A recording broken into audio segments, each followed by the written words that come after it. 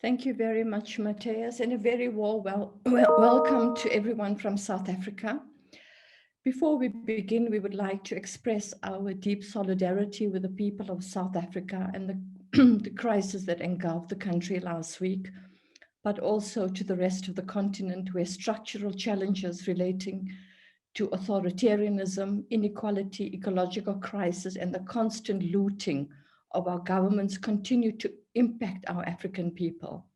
Our hearts go out to you all as we continue with the struggle for emancipation for our continent against all forms of violence, oppression, and political instability of our peoples and our countries. So why are we here? We are here as Africans to signal very loudly and clearly our response to the corporate captured UN Food System Summit. We are here to reclaim our food sovereignty and to transform by our own agency our food systems from industrial agriculture to food sovereignty. We are here as Africa to join together to listen to a presentation on the African position, which was negotiated and discussed between various stakeholders from small-scale food producers from across the continent, and to listen to the voices of small-scale food producers, agricultural workers, and vulnerable consumers collectively, who have come together to voice the priorities and solutions for the continent's food systems and ecologies. This event forms part of a 3-day global counter-mobilization against the corporate captured UN Food System Summit.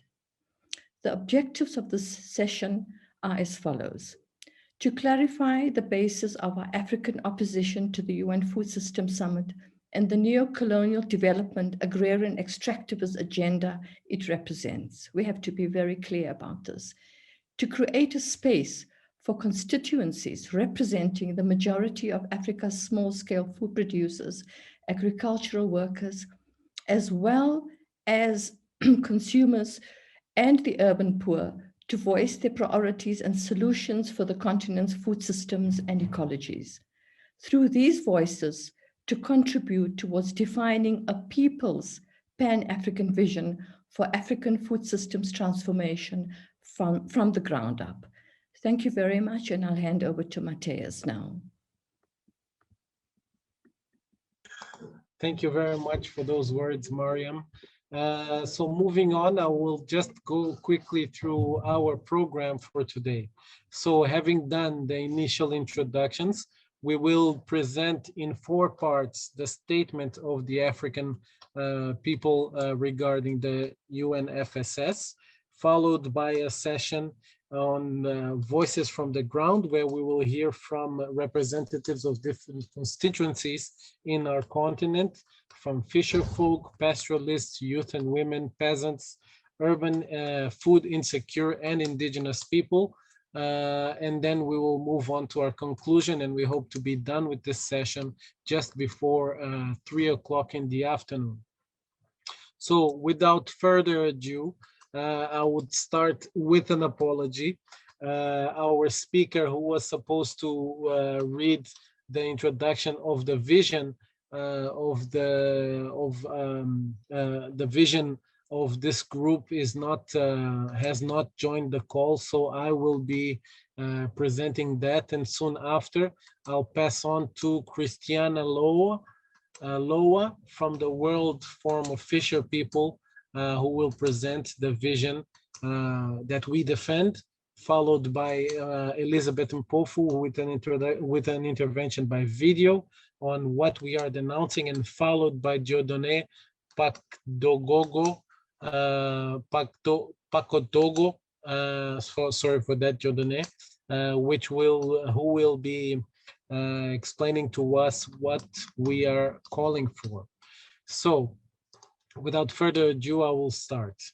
The African food systems are rich and a varied tapestry of production systems crops, seeds, territorial markets, cultures, biodiversity, and ecologies. However, many of these systems have been weakened and systematically eroded by decades of state neglect, governance failures, public underinvestment, economic and political subordination, and corporate capture. These structural challenges have been intensified by the impacts of multiple crises, including or especially climate change. The global development consensus that assumes that all that is needed, the global development consensus assumes that all that is needed to fix these problems are of African agriculture and food system is to bring capital to bear on these people and ecologies through more synthetic fertilizers, corporate seeds, digitalization, genetic engineering, and financialization of small-scale farming and food production. To think that simple technical solutions to social and historical problems will fix the challenges in Africa's agriculture and food systems is naive at best, and politically, socially, and ecologically destabilizing at worst. Yet, as these paths of capitalist development create more insecurity for a vast swathe of rural and urban populations, and existing political systems seek to contain the fallout rather than facilitate the agency of citizens for social transformation in the interest of the people and the planet, people endure until they cannot anymore. Our continent has a growing young youth population, but our economies and political elites have cared little to create space for them to thrive or to support them to create this space for themselves. Instead, the youth frustration with political systems that keep dragging them back into the past that never changes, combined with the political elite that seems hell-bent on outright looting, only holds on for so long. In this context, strengthening African food systems is not about false solutions drawn up by undemocratic and corporate captured international spaces to suit the extractivist agenda. It cannot be separated from the fundamental recrafting of social and political relationships in the continent and our relationships to nature between the continent's working people and the rest of the world.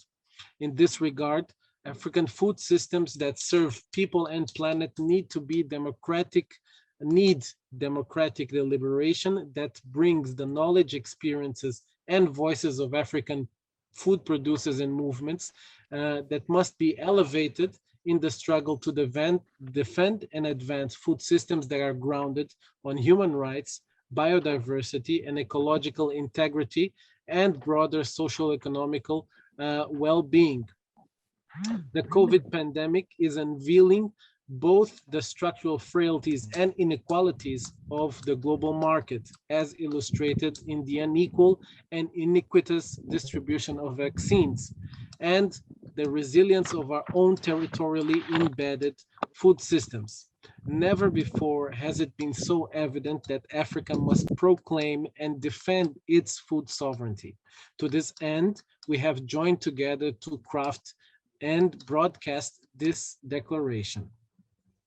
Thank you very much. I will now call on our dear comrade Christiana Lowe. Is she with us? Mateus, she's just trying to join. Could we move on to the next section and then come back to her? What do you think? Okay, the next, I believe that's okay. So Deidre, I'll ask you to load the video from Elizabeth.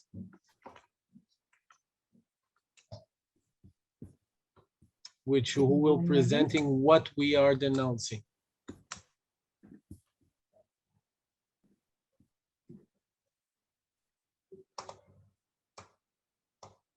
What we denounce. Okay, we hear it, we don't see it. Okay, here we go.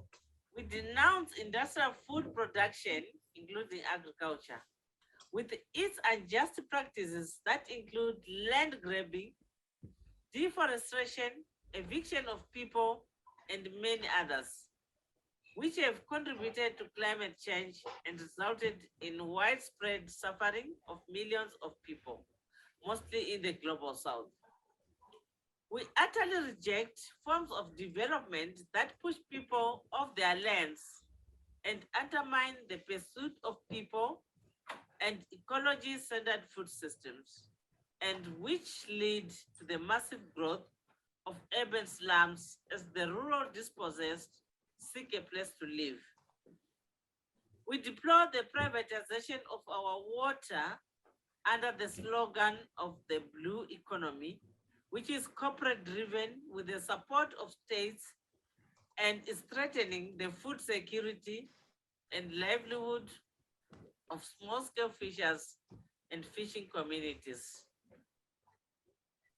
My dear comrades, we deplore that the rapid erosion of Africa's culture coincides with the degradation of our soils, oceans and rivers, and the draining of our lakes, which is affecting the livelihoods of many, while the exponential growth of the retail or supermarket sector is destroying and displacing local food systems and local markets and are inherently extractive.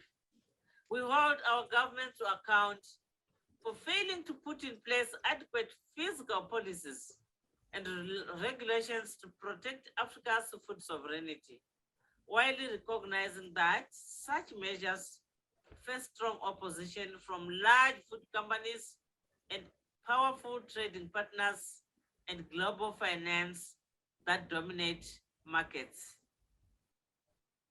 We reject the idea that modernizing African agriculture depends on single crop.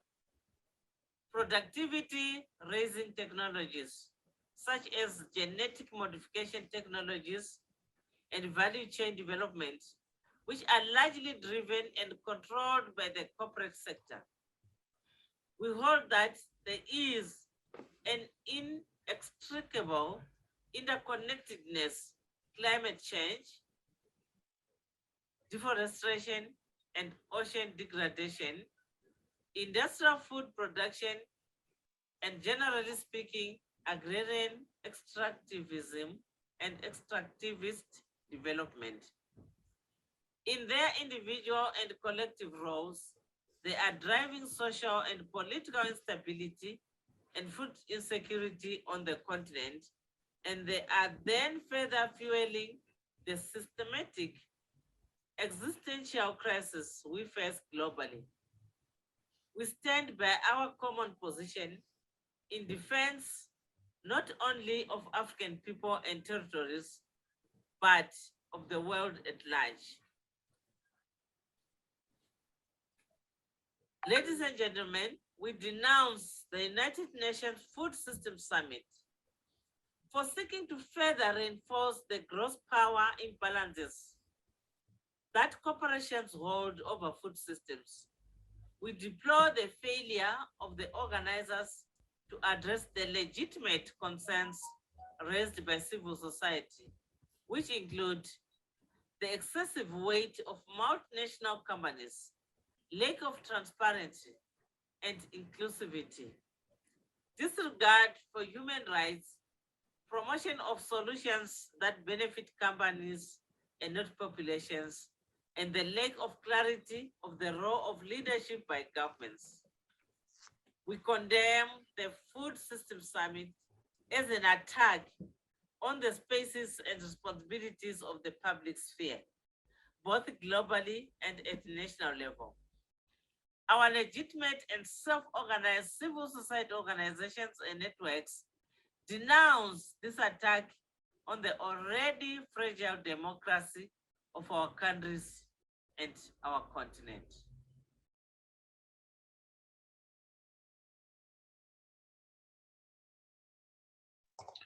Thank you very much for that, Deirdre and Mama Elizabeth, for submitting that video beforehand, already anticipating the challenges in communication where she is now in Shasha in rural Zimbabwe.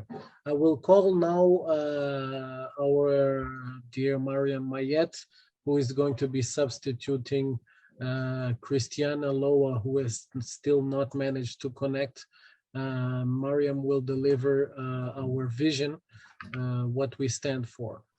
Mariam. Thank you very much. So just to clarify again that this vision is part of a statement that has been put together by various constituencies representing small-scale food producers from across the continent. I am merely reading the statement out. It doesn't come from ACB and it doesn't come from me. I'm merely substituting on behalf of Christina, who cannot join us as a result of poor connection. So what do we defend? What is our vision?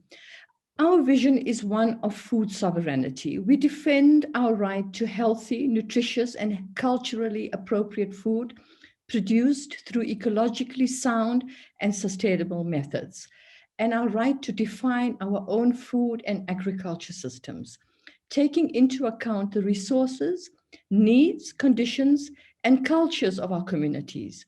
We hold that the way forward is to support territorially embedded solutions that integrate and enhance the rights of small-scale food producers of all kinds, farmers, fisherfolk, pastoralists, agricultural workers, and safeguard the rights of all consumers to access healthy, nutritious, and culturally appropriate food. These are the solutions that generate opportunities and dignity for women and youth, enhance relationships that increase the solidarity, well-being, and prosperity of indigenous and local communities, and support the functioning of healthy ecosystems and biodiversity. Our vision rests on human rights, the human rights of all, the right to food and nutrition, health, education, clean drinking water and social services, the rights of women, workers, youth, and indigenous people. Our vision is grounded in family and community farming and peasant agroecology, sustainable small-scale fisheries, and pastoralism, going far beyond a package of techniques to put the control of seeds, biodiversity, land and territories, water, knowledge, culture, and the commons in the hands of the peoples who feed the world. Our vision embraces the richness of African knowledge systems, cultures, and traditions, and weaves those together who have been split apart by the extractive so-called development of our territories, first under colonialism and now under inadequately democratic and forceful independence. The realization of our vision requires the full participation of the populations in decision-making, particularly the most marginalized sectors, and the implementation of policies and programs and natural resource management. It ensures the right of civil society to organize autonomously and repudiates violence against rights holders, particularly women. Our vision upholds the primacy of democratically decided public policies suited to our territories and our ways of life, and vehemently opposes the privatization of public resources and functions. Thank you. Thank you very much, Mariam. I will now call Dieudonné to deliver what we are calling for. Dieudonné, are you there with us? I see you opened your mic. Please take the floor, comrade. Okay. If you can open your camera as well. Mathieu's. Voilà, donc moi c'est Dieudonné Pakotogo du ROPA, le réseau des organisations paysannes et des producteurs agricoles de l'Afrique de l'Ouest. Alors, pour les raisons ci-dessus, nous rejetons que le gouvernement, nous rejetons le sommet des systèmes des Nations Unies et nous appelons les gouvernements africains, les commissions indépendantes régionales et l'Union africaine à soutenir la vision de la souveraineté alimentaire et du droit à l'alimentation énoncée dans cette déclaration, en tirant les leçons de l'expérience du COVID-19. Nous demandons également à ce qu'ils puissent dissocier le développement de l'extraction de nos ressources, de notre biodiversité, de l'eau, des minéraux et de la fertilité des sols. Et également dissocier le développement du pouvoir, du capital et des exigences étroites des élites économiques et placer nos écosystèmes et nos communautés au centre de la réflexion démocratique pour la réalisation d'un avenir viable. Nous leur demandons également de se dissocier du sommet des Nations Unies sur les systèmes alimentaires et de notre gouvernance, de s'opposer à la mainmise des entreprises, de nos systèmes alimentaires et de notre gouvernance, de s'opposer à la mainmise des entreprises sur les espaces de décision à tous les niveaux, car ce sont les domaines du secteur public et ils doivent servir les intérêts des peuples africains. Nous leur demandons de soutenir le Comité des Nations Unies sur la sécurité alimentaire mondiale et la vision du mécanisme de la société civile et des peuples autochtones. Soutenir la mise en œuvre de ces actions politiques ainsi que la Déclaration des Nations Unies sur les droits des paysans et autres personnes travaillant dans les zones rurales. Et nous rejetons la nouvelle interface science-politique promue par le sommet des Nations Unies qui vise à usurper les fonctions du groupe d'experts de haut niveau du Conseil de sécurité alimentaire et à affaiblir la production de connaissances solides et valides fondées sur une pluralité de voies qui sont essentielles pour la formulation de politiques qui promeuvent efficacement des systèmes alimentaires durables et les droits des communautés autochtones et locales. Nous leur demandons d'adapter les stratégies agricoles au terme de la décennie des Nations Unies pour l'agriculture familiale. Soutenir l'adoption du traité international contraignant sur les sociétés transnationales et les droits de l'homme, et enfin de lutter pour une réglementation mondiale interdisant le flux financier illicite, les capitaux voyous et l'évasion fiscale des entreprises opérant dans le Sud. Aux Nations Unies, notamment les agences basées à Rome, nous leur demandons de défendre leur impartialité, leur crédibilité et leur dévouement aux droits de l'homme en s'abstenant d'entrer dans des partenariats et des plateformes multipartites qui privilégient les profits des multinationales et l'extravisme agraire au détriment des détenteurs de droits et de l'intégrité écologique. La société civile africaine, nous leur demandons de prendre à cœur toutes les dimensions sociales, économiques, spirituelles, politiques et culturelles de l'alimentation et contester le processus et les résultats prédéterminés du sommet sur les systèmes alimentaires.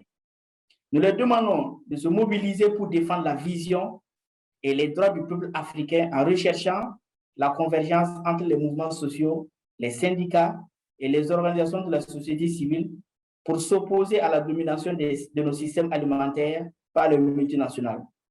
Nous demandons également à la société civile africaine à lutter contre le patriarcat, toutes les formes de discrimination et la xénophobie et lutter pour les droits de l'homme, les droits des femmes. Et de prendre toutes les mesures nécessaires pour permettre aux jeunes de s'assurer un avenir digne et rémunérateur dans leur communauté et dans leur exploitation et espaces familiaux. Nous demandons également à la société civile africaine d'entreprendre des actions de plaidoyer auprès des autorités nationales, régionales et continentales. Et enfin, nous demandons de diffuser largement cette déclaration pour en discuter et la souscrire. Je vous remercie. Okay, thank you very much, Comrade Dieudonné, for that emphatic presentation of our demands. We will, without further ado, go on to the next session where we will hear some voices from the ground. I will just let everyone know that that we have put on the chat the link for the declaration in English and French. If you want to follow, download, copy, or just keep the link for yourselves. I'm happy to say that Christiana has joined us. I'm hoping that she's still online. I saw her coming in. Just a second. No, Christiana dropped again. So I will call on, I see Christiana coming back in. Hamadi, are you there with us? Comrade Hamadi from who will be speaking on behalf of the pastoralists. Are you there with us?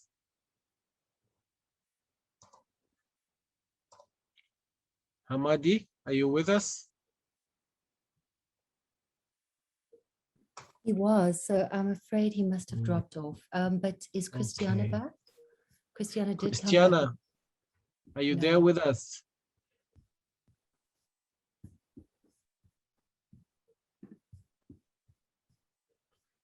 Okay. Should we move to Nzira and hopefully the others will join, Mateus? Yes. Nzira, are you there with us?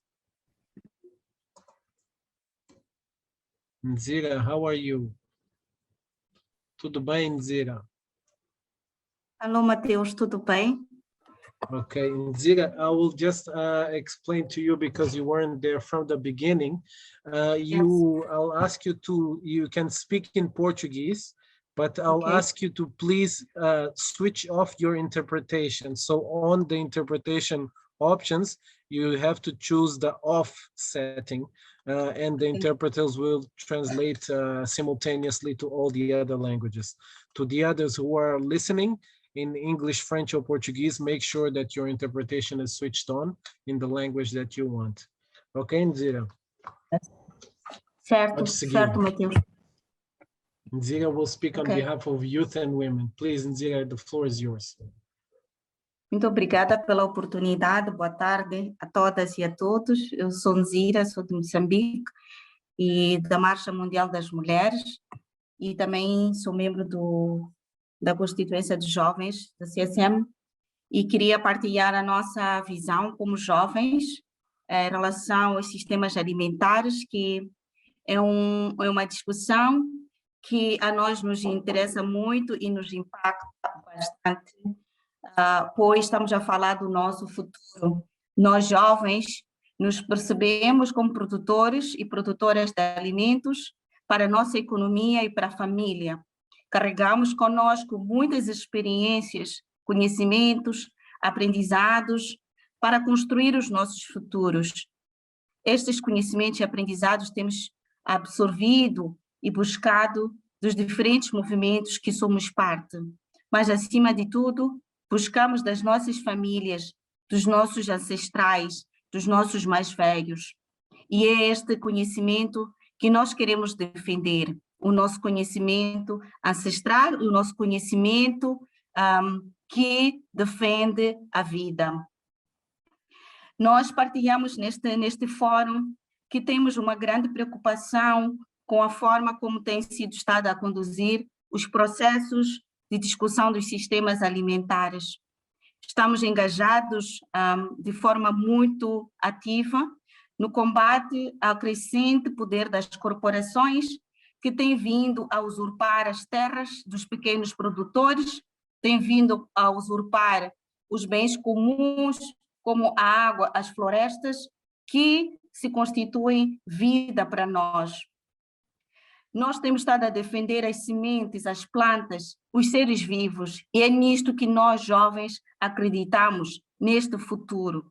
As corporações, infelizmente, têm estado a nos retirar este projeto de vida, este sonho de podermos contar com um mundo e um meio rural mais saudável e mais sustentável. Nós, como jovens, contestamos esta cimeira que está a acontecer, que está sendo preparada, porque não acreditamos nas soluções que esta cimeira apresenta. Isto porque nós já temos estado a sentir diretamente no nosso dia a dia o impacto e o poder que elas têm para destruir as nossas comunidades, destruir a nossa natureza e, acima de tudo, destruir também a nossa saúde. Muitas crianças, muitos jovens têm sofrido problemas de saúde devido ao trabalho que as corporações têm estado a fazer nas comunidades. Dou exemplo concreto de poeiras que lançam quando estamos a falar, por exemplo, de empresas mineradoras que já nos expropriaram as terras, nos colocando em zonas menos produtivas. Em contrário, em vez de termos comida para comer, temos tido mais poeira e problemas pulmonares.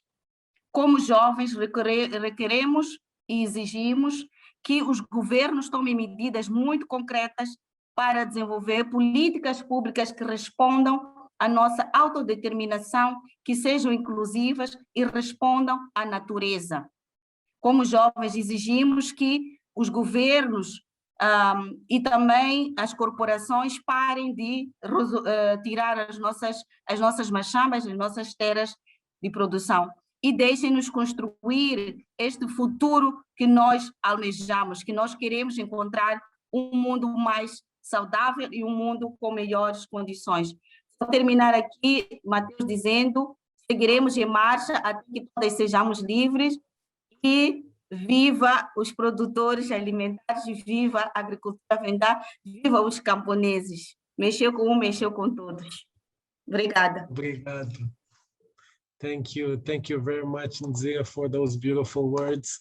I see our dear Christiana is looking lovely and she's ready to speak to us.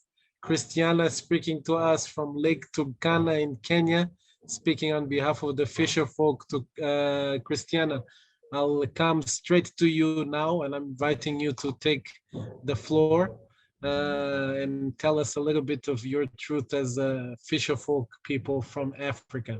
In the meantime, let me just say to everyone again, we have put the links for the statement again in the chat, and I'm telling you now that, or reminding you that in the end of the document, there's a link for you to sign on to this statement if you wish to.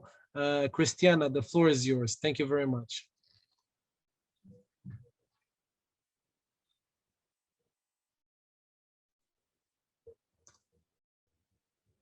If you don't mind, Christiana, also to open your camera.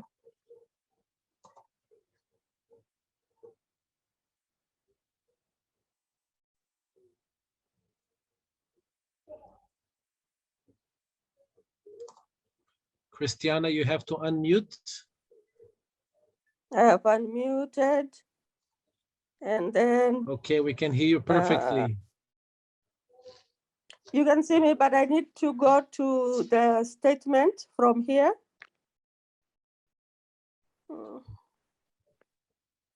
Oh, no, Chris, so we are asking you to just intervene and give us your voice, your intervention as voices from the ground, as a fisher folk regarding the UNFSS and your thoughts on that.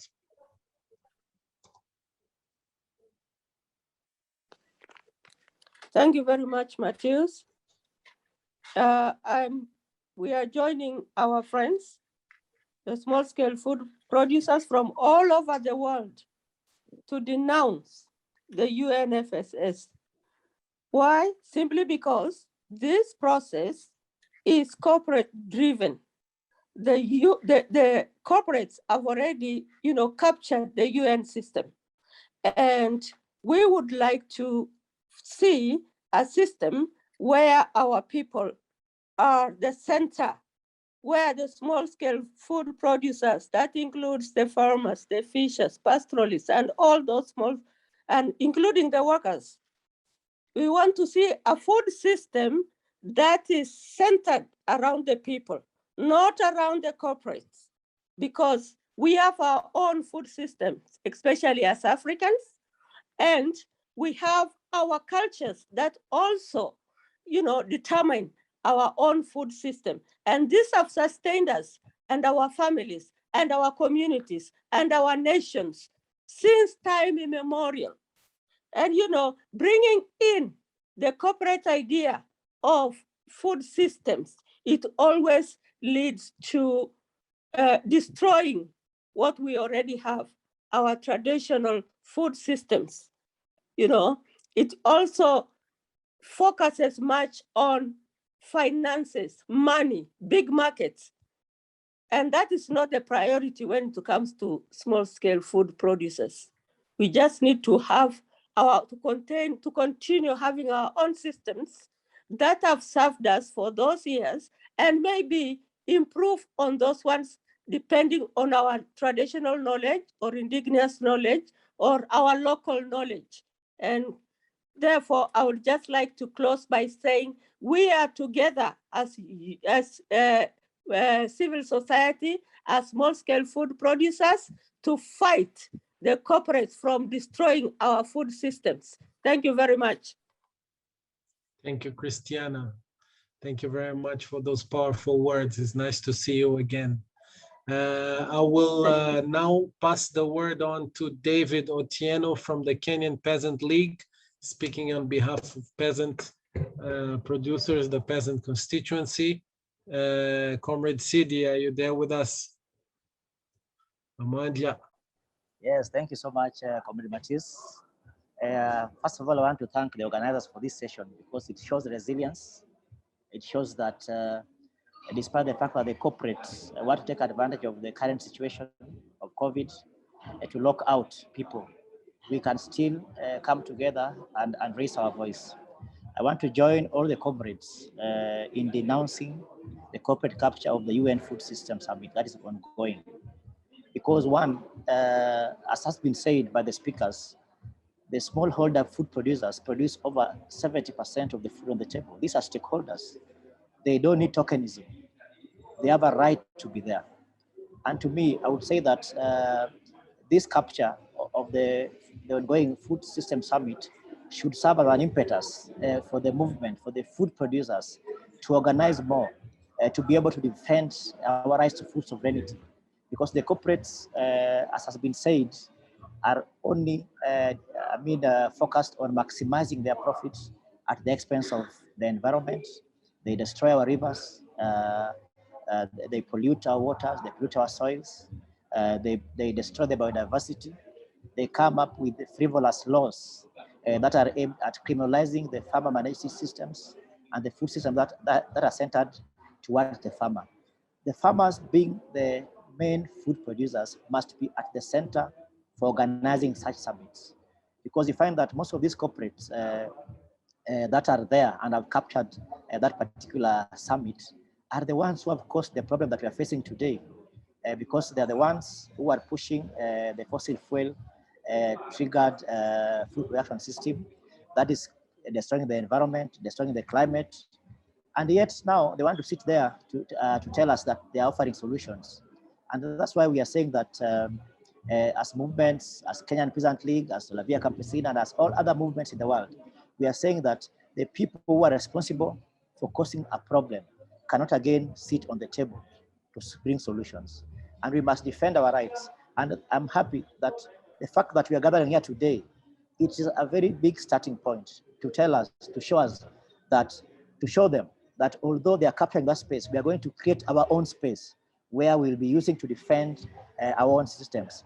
You cannot solve a problem using the same logic that created it. And that's why we are saying that peasant agroecology is a solution. It cools the earth. It ensures that we protect biodiversity. It is low input. It requires low inputs. It ensures that there is involvement of everybody in these systems.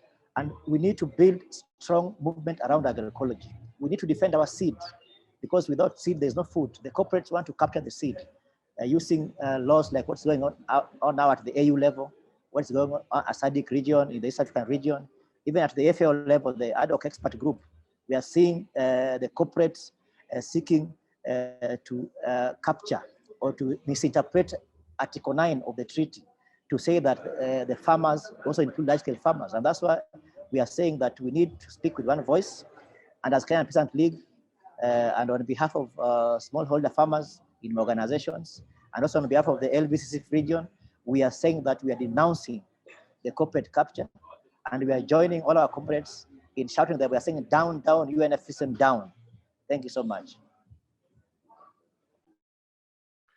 Thank you very much, Sidi. I know you're quite a busy man these days, attending multiple meetings at the same time. I thank you very much for making the time to be with us here and delivering those powerful words. I'm going to give now to Dieudonné Pactogo. Please, Dieudonné, I'll give you 2 very quick minutes to speak on behalf of the family farmers, and after that we'll go to Samuel and to Alia Chatou on urban, urban food insecure and indigenous people. Alors, respectively. je ne reviendrai pas. Donc, il est clair à travers les interventions des uns et des autres que nous, les petits producteurs, on est capable de nourrir nos populations. Alors, parce que, comme on le sait très bien, les exploitations familiales ont montré une grande capacité d'adaptation et de résilience. Et quand on regarde un peu la composition de ces exploitations familiales, qui relèvent en fait donc de l'élevage, de la production végétale et des pêcheurs, a su relever des défis sociaux, économiques, culturels auprès donc de nos communautés et de nos pays pour ce qui concerne les politiques et les missions même de mise en œuvre dans le cadre en fait de la promotion des systèmes alimentaires en Afrique de l'Ouest. Malgré en fait cette carte d'identité des exploitations familiales qui ont prouvé donc leur capacité à nourrir donc, nos populations, et on sent en fait que ces exploitations familiales sont un peu délaissées par les politiques publiques, alors qui sont beaucoup plus inspirées par un modèle dominant qui est le système agro-industriel. Et c'est cela qui est déplorable actuellement au niveau donc actuellement dans nos systèmes alimentaires. Alors, pour nous, les exploitants familiaux, il est fondamental que sur la base de notre capital social qui existe, qui est en fait les jeunes ruraux, qui constituent en fait donc une force et qui est en même temps une convoitise de ces multinationales. Parce qu'il faut combattre en fait ces jeunes ruraux, ces femmes rurales et cette ressource humaine qui existe à notre niveau-là. Et c'est cette force-là que les multinationales, que tous ceux qui sont autour sont en train de combattre pour amener l'Afrique à être incapable donc de se nourrir. Alors, pour nous, il est clair qu'il nous faut des politiques agricoles plus ambitieuses et plus volontaristes.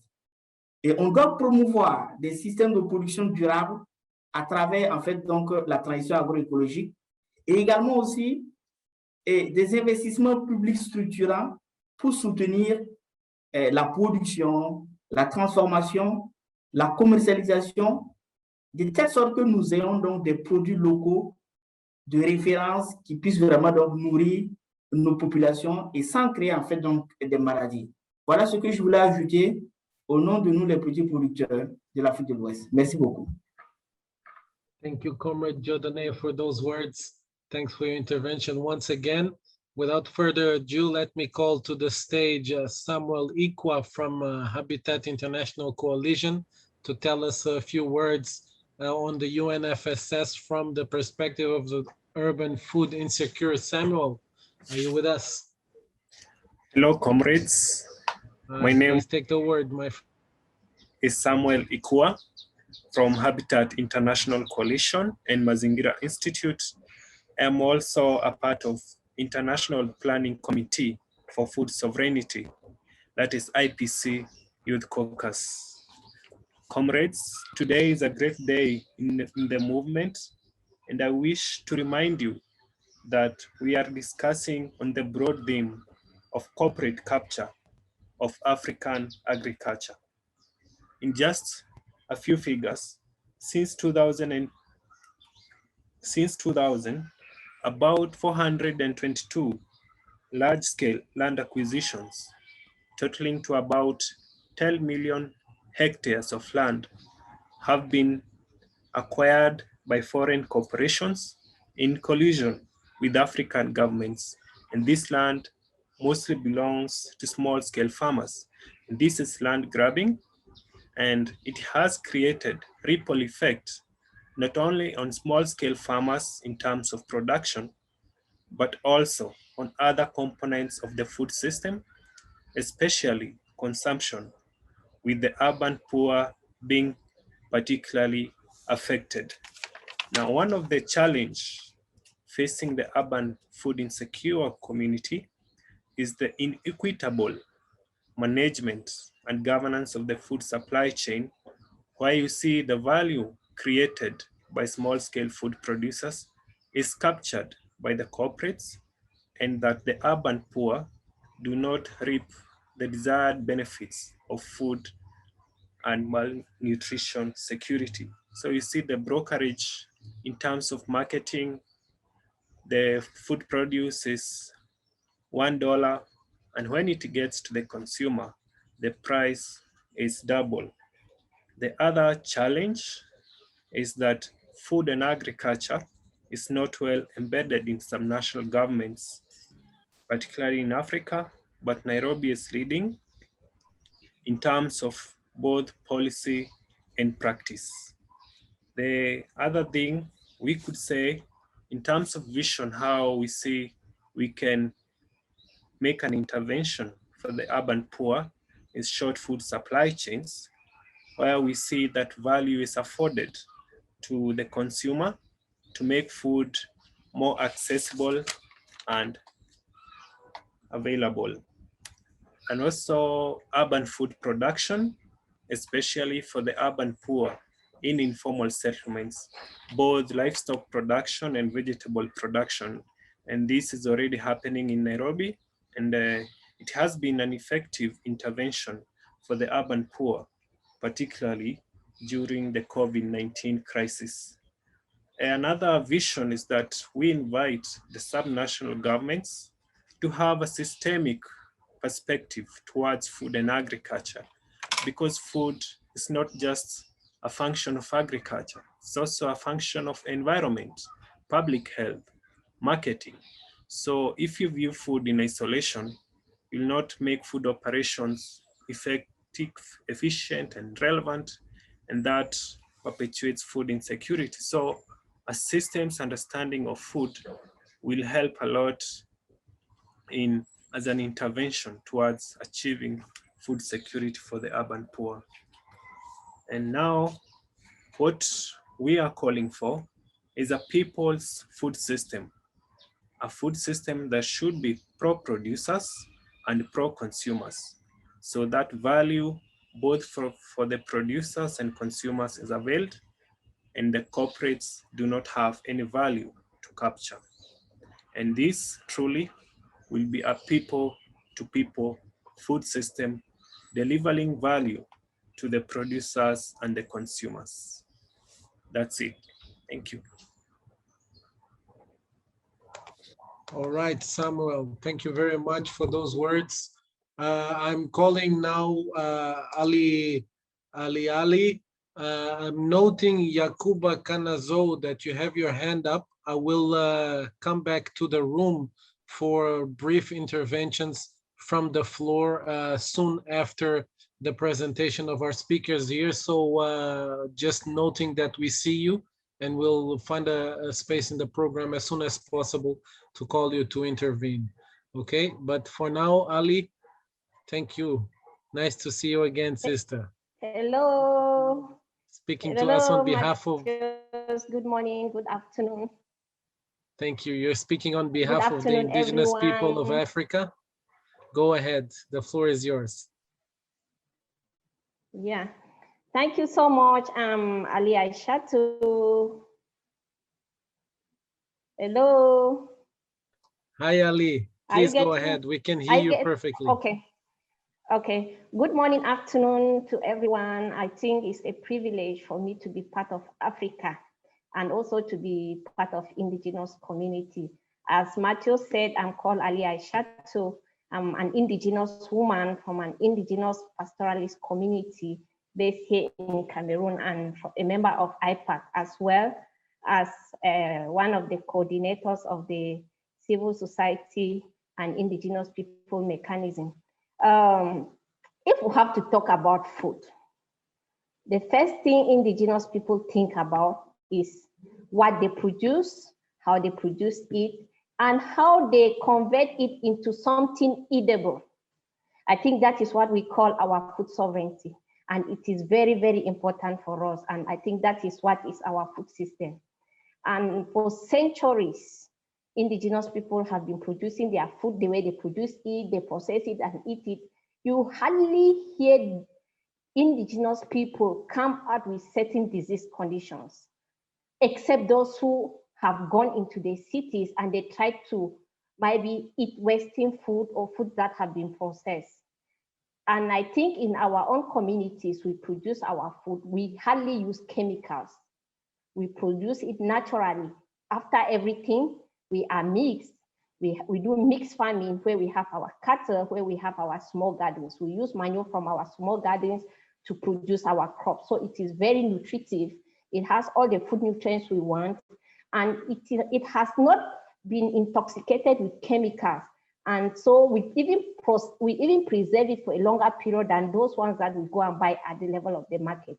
I think this is what we have to encourage. And by us not using chemicals, we preserve our environments. If you go to indigenous communities, they have the most perfect landscape. You look at their environment, you admire. And I think it is becoming a source of conflict for other people to grab or to invest in. So it is a challenge. And if they are talking about any food system summit, maybe without indigenous people being on the table, then there is a problem somewhere, because we don't only produce food because we want to produce. We have a lot of culture attached to our food systems. And I think those are some of the things that we have to encourage as any sovereignty of a country. It is our sovereign right. And if we have to do that, I think we have to follow what the people are doing. We encourage them from what they are doing.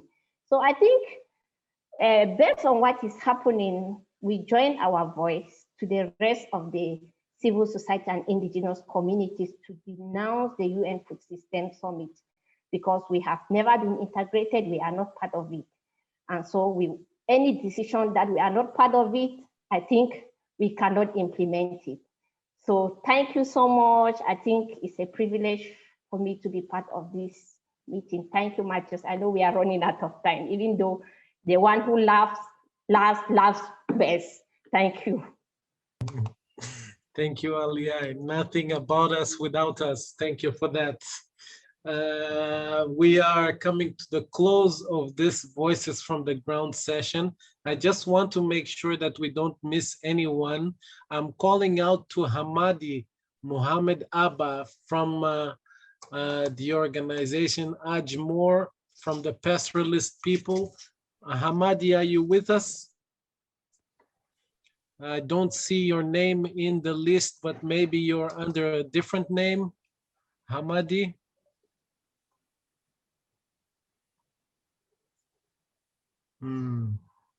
No, Hamadi unfortunately is not here with us. We hope that we, in the session, in the interactions with the crowd, if we will at least be able to hear from the pastoralist people on their position or their views on the UNFSS. So thank you very much to all of those who are here, who managed to be here to intervene on this session with us. I would like to have us move then to the next. Mathieu, pour les ouvriers agricoles, où ils ne savent pas s'exprimer. Okay, I'm sorry, Comrade Mohammed. I've overlooked that. Please take the floor from the agricultural workers' perspective. Merci. Non, mais c'est pas grave, Mathieu. De toute façon, dans ces conditions, c'est pas aussi évident que ça. C'est normal. Merci bien, de toute façon, et bonjour à tout le monde, camarades. Donc, aucun de nous ne peut contester le rôle capital et primordial que jouent les ouvrières agricoles en matière de sécurité et de souveraineté alimentaire des peuples. Et bien sûr, pour mieux s'acquitter de cette tâche, il faut des conditions à travers, bien sûr, le respect de leur dignité humaine, soit par le patronat agricole, et bien sûr, les gouvernements aussi devraient garantir leurs droits et améliorer leurs conditions sociales de leur famille. Malheureusement, à présent, ce qui précède n'est que des aspirations. Des millions d'ouvriers et ouvrières agricoles en Afrique et à travers le monde et qui fait l'objet des luttes continues pour les réaliser. Le capitalisme et sa révolution verte, paquet technologique de semences, hybrides, transgénétiques, machinerie lourde, pesticides et engrais synthétiques, ainsi que la mondialisation imposée, ont réussi d'une part à endommager les systèmes locaux de production de l'alimentation qui sont dans le cadre, dans la grande majorité socialement et écologiquement durables, et d'autre part d'asservir des millions d'ouvriers agricoles dont la majorité ont été dépourvus de leurs terres et qu'ils étaient obligés de se soumettre aux conditions de travail lamentables dans les grandes fermes agricoles industrielles. Pour être franc et dire les choses comme ils sont, la situation sociale pour la majorité écrasante des ruraux en Afrique et leurs familles est très lamentable. Le continent africain manque des moindres conditions nécessaires pour une vie respectant la dignité humaine. Les campagnes africaines souffrent de la pauvreté, la maladie, l'analphabétisme, le manque de services sociaux et d'établissements scolaires et se caractérisent par l'approfondissement des disparités sociales et régionales. Les ruraux des pays africains paysans, ouvriers agricoles, pastoraux, autochtones, pêcheurs, jeunes, femmes et hommes vivent dans la domination du capitalisme et de l'agrobusiness qui bafouent leurs droits politiques, civiques, économiques, sociaux et culturels à travers la dépossession de leurs terres, leurs eaux et l'exploitation de leurs forces de travail ainsi que leurs emplois moyennant de bas salaires et l'absence de toute sécurité sociale et de respect du droit du travail. Tout ça, de toute façon, est la vie de tous ces composantes et ces catégories des paysans et des ouvriers agricoles est la même. Et de toute façon, concernant ces aspects, se sont malheureusement amplifiés durant cette crise sanitaire du Covid. Nous avons assisté au cours de cette période, qui continue malheureusement toujours, au recours croissant au licenciement massif des ouvriers et des ouvrières sous prétexte de la crise provoquée par le coronavirus, contrairement aux rapports officiels qui reconnaissent que l'agriculture d'exportation a beaucoup profité de la pandémie. Encore, le phénomène croissant du courtage dans la main-d'œuvre et qui descend parfois au niveau de délit de traite des êtres humains, domination de la précarité dans les relations de l'emploi temporaire et occasionnel, le recours à la pression sur les ouvriers et ouvrières pour l'augmentation du rythme de la cadence du travail de manière qui dépasse la capacité d'un travailleur. Dans ce contexte, qu'est-ce qu'elles attendent de toute façon, les ouvriers agricoles et les ouvrières et les paysans et tout, bien sûr, les défenseurs des droits de ces catégories, de ces classes?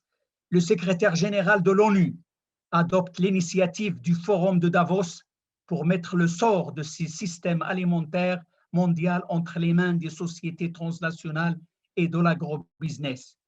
En marginalisant au cours du processus de préparation du sommet le mécanisme des sociétés civiles et tous les mouvements sociaux qui luttent pour la souveraineté alimentaire et pour les droits des travailleurs et travailleuses. Moi, j'appelle ça le sommet agro-business et non le sommet de l'ONU. C'est le sommet agro-business et non sommet de l'ONU. Ainsi, dans ce contexte, les ouvriers agricoles vont s'attendre à l'approfondissement de leur exploitation et le bafouement de leurs droits, car leurs exploiteurs qui dominent le sommet ne vont pas se soucier de leurs droits. D'ailleurs, l'élimination des organisations paysannes, indigènes, de femmes et de travailleurs et travailleuses est l'un des objectifs du sommet. Un autre objectif relatif à la promotion et à l'avancement à grande échelle de l'industrie agroalimentaire numérique, ou ce qu'on appelle l'agriculture 4.0, avec les nouvelles biotechnologies, les systèmes informatiques, l'extraction et l'accumulation massive des données du terrain, les écosystèmes et nos comportements alimentaires va certainement pérenniser le calvaire des ouvriers et ouvrières agricoles. Face à ce danger mondial, les mouvements paysans, écologistes, agroécologistes, des femmes et des peuples autochtones du monde entier rejettent ce sommet et se sont engagés à démanteler les mensonges et les manœuvres qu'ils impliquent en proposant un système alimentaire qui, au centre de sa préoccupation, l'homme et la nature. Avec l'unité et la solidarité, nous allons vaincre ce système. Et merci. Merci beaucoup, Mohammed. Shukran. Shukran. Thank you very much. Thank you very much, Mohammed, and thank you for calling me to order. It was never my intention to not give you the word. I'm very glad that you called me to that and for your intervention. Thank you very much. So we have reached, I believe we have managed to complete almost all the speakers. On one note, our comrade Hamadi Mohammed Abba did not manage to attend, but we have put in the chat for you the link for his written submission. It's unfortunately only in French, but if you are minimally savvy in the computer, you'll be able to translate that with the help of the internet and have a look if you are not a French speaker. Before we go into words from the floor, I will just like to browse through quickly through the chat here. There are several interesting conversations happening in the chat, which we welcome and thank you very much for them.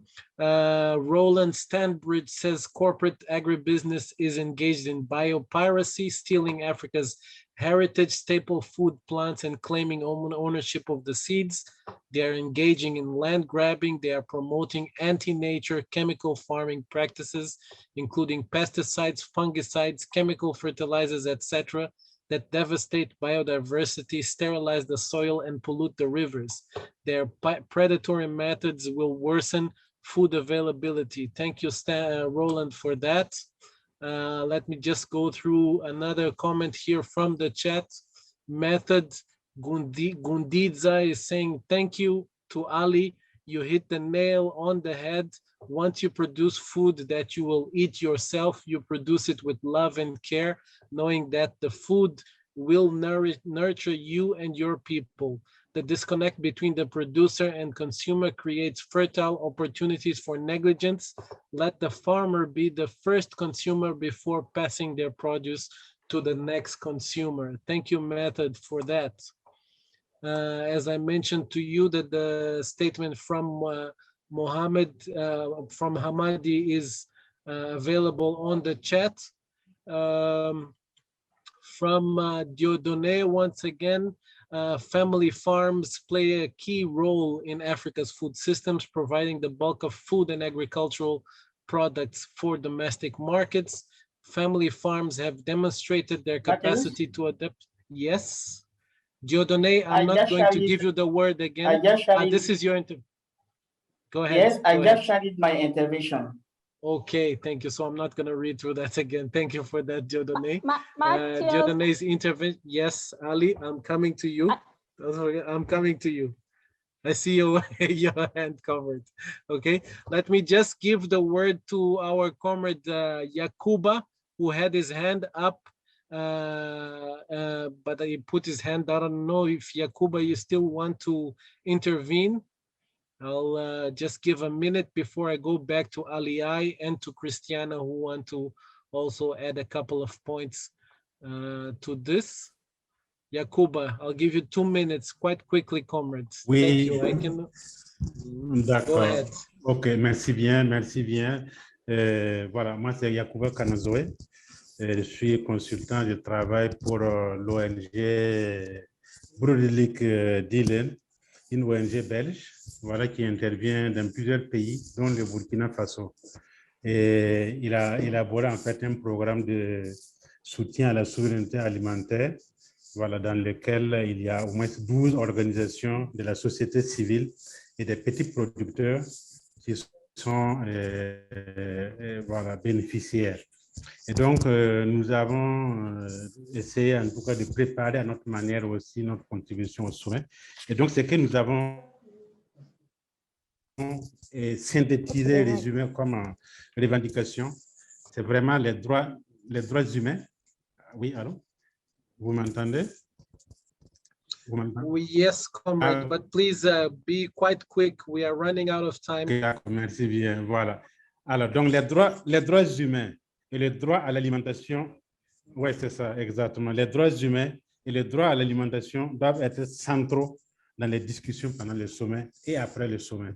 Parce que nous disons que la transformation agroécologique qui intègre en fait l'utilisation des intrants organiques, la production de semences paysannes, le respect des droits des paysans doivent être en fait dans les systèmes alimentaires durables.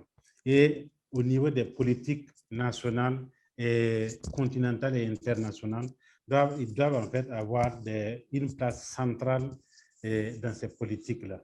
Parce que sans transformation agroécologique, demain ou après-demain, ce n'est pas sûr que nous, petits producteurs, nous allons pouvoir survivre.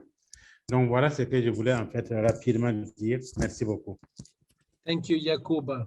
Aliai, back to you. So I just wanted to add that I forgot to say that I am one of the board members of AFSA, and we have been pushing so hard for agroecology and food sovereignty. And I also want to say that the indigenous communities, they are paying the price of climate change, which they never committed. And I think we have to stand firm and maybe denounce the UNFSS. Thank you. Thank you very much, Aliai. Christiana, you want to add something more? Yes. Thank you, Matthews. I just wanted to, I also forgot to mention something that relates to especially fisheries in relation to the UNFSS. What I want to say is that the small-scale fishers and fishing communities in Africa and in the world, all over the world, are really suffering. Because first of unfavorable or unfriendly policies that are also influenced by the corporate world, and mostly from corporate capture of fisheries, our oceans. So privatization of our waters and what they call the blue economy is what is really killing the small-scale fishers. Because whatever happens in the deep sea affects the small-scale fisher at the shores.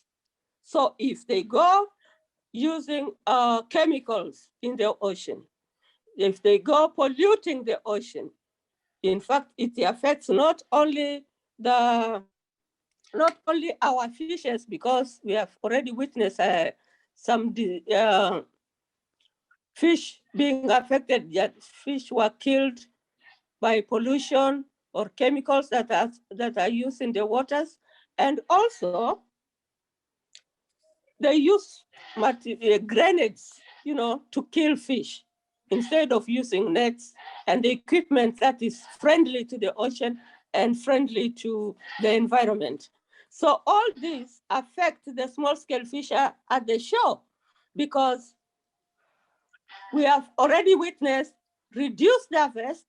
We have already witnessed pollutions in some areas, and we have also witnessed ocean grabbing, that is privatization of the waters. And these are issues that are, these are fronted by the corporate world, using our governments, of course. They have also killed our cultures. Why am I saying this?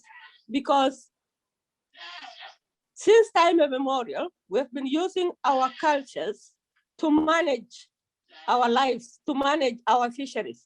And we have our cultural laws that we use to govern our fisheries. But now the policies that are used today don't favor our cultural fisheries, because these seem to clash, because we use our traditional knowledge to manage our fisheries, and now we cannot use it anymore because there are laws that have been brought down to the small-scale fisher by the governments and the corporations that don't favor the small-scale fisher. And that's why I'm saying this blue economy that they have fronted, the culture, the corporate world is fronting. The blue economy is killing the small-scale fisher at the shore. And that's why we are totally against anything that is corporate driven, because it has proved all over the world that it is at the advantage of the small-scale food producer in their own territories and in their own countries. Thank you very much for giving me the floor. Thank you very much, Christiana. In the meantime, the conversation in the chat continues to go quite hot, quite many interventions there. I invite you to accompany the conversations there. Moving on in our program, regarding next steps, we acknowledge that we need to continue building the momentum. We need to shift away from the way we lobby and advocate. We need more consultations, and we need to strategize on what we want to do moving forward. Our governments, the African Union, have failed us, and our regional institutions as well. This process does not end here, and we ask you to please discuss this paper, our declaration, with your constituencies and sign on, and we can perhaps organize another meeting or another space like this in September in countering the summit itself. But before I close this session, I would like to invite my co-moderator, Mariam Mayet. Do you have something that you would like to add? Perhaps a few points to distill the key demands that came from here, or any reactions that you would like to highlight, Mariam? Thank you very much. And I'm really sorry that I dropped off and then logged in under Tamara's name. I think that we had very rich discussions, and we were also precluded from hearing the voices from many of our colleagues and our friends due to poor connection, which, is linked to, broader issues around state failure for us. The conversation has been very much, I think, linking up issues around authoritarian governments on the continent, their complicity in furthering the extractivist agenda of the corporate sector. This, I think, has come across very clearly in many of the interventions, because there's an inextricable link between state looting, the capture of the state by elites, coinciding with the agendas of the neoliberal corporate agenda, extractivist agenda. And you can see across the continent, I mean, we have at least 25 conflicts going on, political instability. Our people are living in the most miserable conditions across the continent. And you've heard very strong voices from the ground saying we've had enough. It's very clear to us that small-scale food producers are not only well organized, but they have a very coherent structural analysis of what is going wrong on the continent. And they understand that there's a link between a state failure. The state has failed to provide and protect its people and has dismissed the poor. And that's what the UN Food Summit represents. They dismissed all these small-scale food producers who put food on the table. And the link between global finance and raw capital, all of this makes up a bundle of issues that have underpinned a lot of the analysis and that has gone into the statement. But more importantly, the solutions are very well articulated by small-scale food producers, including analysis done by people who work in urban areas with poor communities, because there's an inextricable link between rural and urban. So I think that for us, this is a beginning of, I think, a new chapter of building greater impetus and momentum around our collective struggles. And it has been a great pleasure to co-moderate the session with you and to be in the company of our comrades who are courageous, tireless fighters. And we thank you for putting food on our table, for preserving our culture, our traditions, our resources, and fighting for our autonomy and our self-determination as Africans. And it's been a very proud moment for us all. And once again, thank everybody for all your hard work. And we have to build greater love, solidarity, and caring for each other and for our relationship with nature. So back to you, Mateus, for maybe the closing. I know that we have poetry that has been organized. I think it's a South African poet. So I hand back to you, and I look forward to our onward journeys together, and you all have our unconditional support. You know, we as NGOs, our role is to support very strongly smallholder farmers. And it's been a great pleasure to be able to do that in some ways for you all. Thank you so much. Thank you very much, Mariam, for those synthesizing thoughts, bringing all the strains of thinking and the comments together here as we close this session. Comrades, sisters, brothers, it was a pleasure to be with you all. We thank you as the organizers of this session once again for your presence here. We currently have 126 people in the room, which is such a great attendance. We are very, our heart goes to all of you out there who have set aside some time to be with us. Would like to say that even though times are tough and we see once again that the offensive is out there against us, the food producers, the consumers, the common people of our society, we also have many things going in our favor. We have our solidarity. We are building our momentum to counter these offensives on the food system, on people's rights and people's and food sovereignty.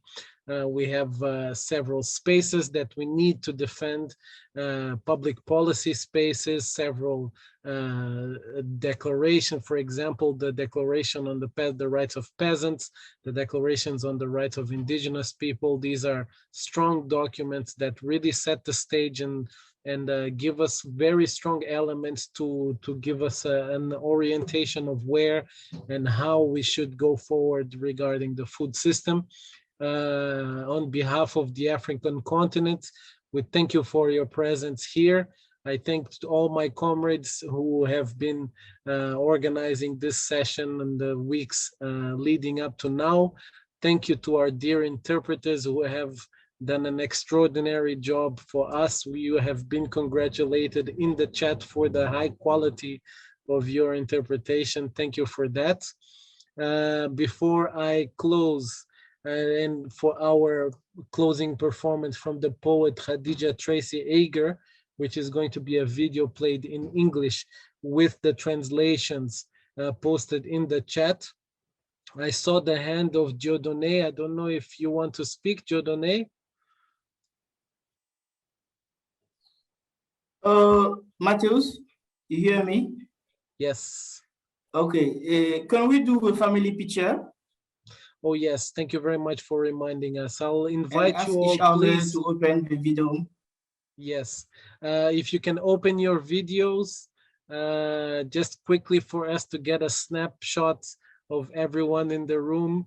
I'm sure you all look lovely. Don't be shy.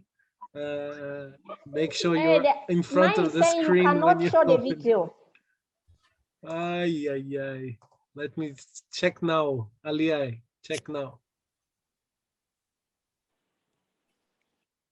Ali, I've tried to open your camera. Okay, let me come back there. There we go. I'm trying to put it on. A moment, please. I'm trying to put on my cap. I see you. I see you. I see you. Yeah, I also see you. Okay, great. Thank you very much, everyone. Such a great pleasure to be with you here. Thank you for all your positive vibes. We can feel it on our side of the screens. We all separate, but we're all together in this. Thank you very much. The organizers, just let me know when you have managed to get a snapshot.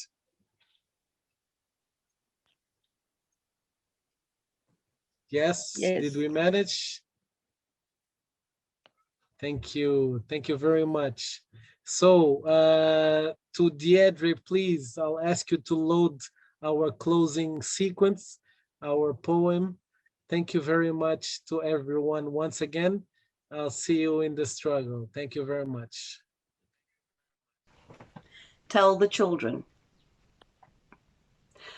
Tell the children stories about themselves, so that their feet may root in the palace of dreams fulfilled. Give the children honesty, even when the texture of your words is roughened by the toughness of the lessons, so that when they grapple with their life's tensions, their foundations never crumble. Let them run without the imprint of your fears, wafting slow barriers into their minds and hindering their imaginations. Talk about their bodies with an awe of naturalness, so that they never come to hide the beauty of that first ache that springs so intensely from their sexuality, so they never mistake the beauty of sex and orgasm for anything less. Tell them stories of the gardeners of Africa, in the magic cotton fields of Burkina Faso, Zambia, Tanzania, Uganda, Senegal, Egypt, Mali, Benin. Seed their hearts in the coffee plantations of Congo, Ethiopia, and Kenya. Grow their feet in the sumptuous roots of the cassava of Angola and Mozambique. Cultivate their minds to the open arms of the sorghum leaves. Let them revel in the treasures of Alkebulan, her sugar cane and her cacao, her tea leaves and fruits, her ground nuts and seed oils, bananas and sweet potatoes. Talk to them about the wonders of the great Kilimanjaro, the wells of Lake Malawi, the seas of the Sahara, the Amazon, the bat caves and savannas. So they own the world with their souls and keep it healthy for everyone.